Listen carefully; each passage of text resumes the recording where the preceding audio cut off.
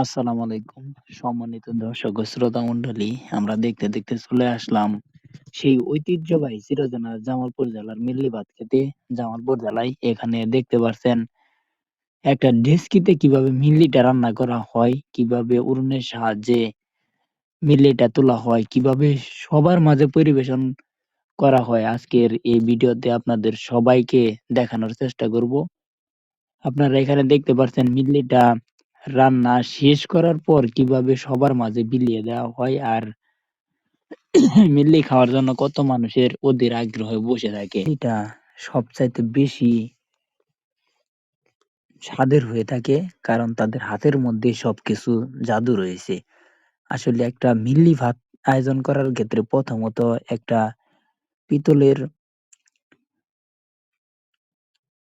বল লাগে এবং এটাতেই রান্না করা হয়। বিশেষ করে গরুর মাংস এবং খাসির মাংস বা মহিষের মাংস এগুলো দিয়ে মিল্লিটা তৈরি করা হয়। আর মিল্লি তৈরি করার ক্ষেত্রে প্রথমত একটা পিতলের ডেস্কির প্রয়োজন হয় এবং ভালো একটা বাবুর্চির প্রয়োজন হয়। যাতে এই মিল্লিটা ভালোভাবে রান্না করে সবার মাঝে পরিবেশন করতে পারে। আর আজকের ভিডিওতে আপনারা দেখছেন আশেপাশে প্রায় প্রচুর লোকের সমাগম হয়েছে। এখানে ৩টি দেশকা করা হয়েছে এবং ৩৫ মণ গরুর মাংসে মাত্র ১৩টা ডেচকি দিয়ে রান্না করা হয়েছে। আর একটা ডেচকিতে প্রায় ৩০০ লোকের মতো খাওয়া-দাওয়া করতে পারবে। আসলে মিল্লি ভাতটা জামালপুর জেলা এবং সিরাজগঞ্জ জেলার মানুষের অনেকটাই জনপ্রিয় একটি খাবার, যা আপনাদের বলার মতো না। এটা আসলেই হয় একটা মৃত ব্যক্তির মাগফিরাতের কামনার জন্য এই মিল্লিটা আয়োজন করা হয়। যাতে তার আত্মাটা শান্তি পায়। তার ছেলে বা মেয়ে একটা আয়োজন করে গেছে, সবার কাছে দোয়া চেয়েছে। এটা আল্লাহ তাআলার কাছে সবারই চাওয়া।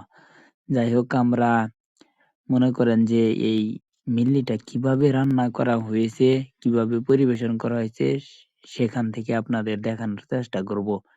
আপনারা সবসময় আমার পাশে থাকবেন।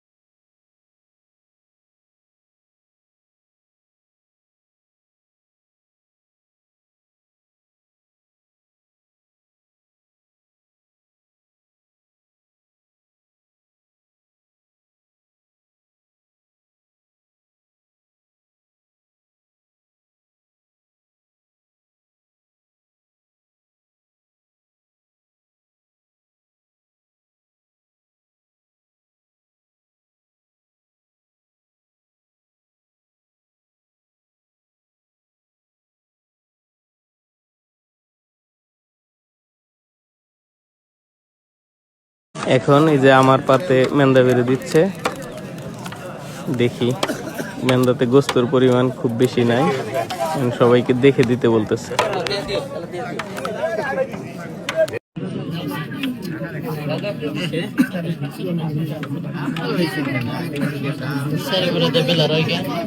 সিনেমাটিক দিস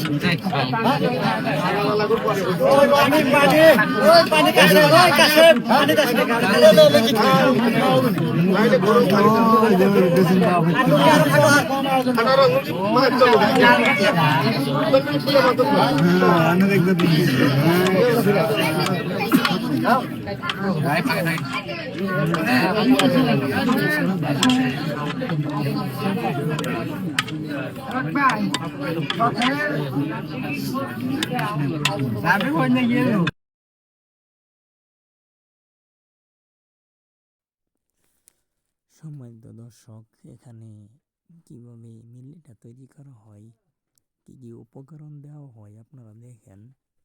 এখানে পেঁয়াজ দিয়ে গরুর মাংসটা ভালোভাবে মিশানো হচ্ছে মাংসটা কষানোর জন্য।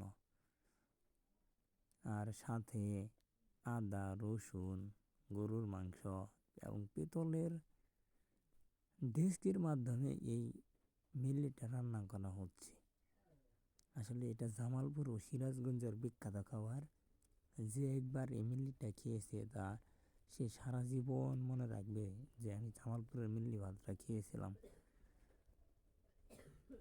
সরিষার খাঁটি তেল দিয়ে কিভাবে কষানো হবে আপনারা ইতিমধ্যে দেখতে পাচ্ছেন।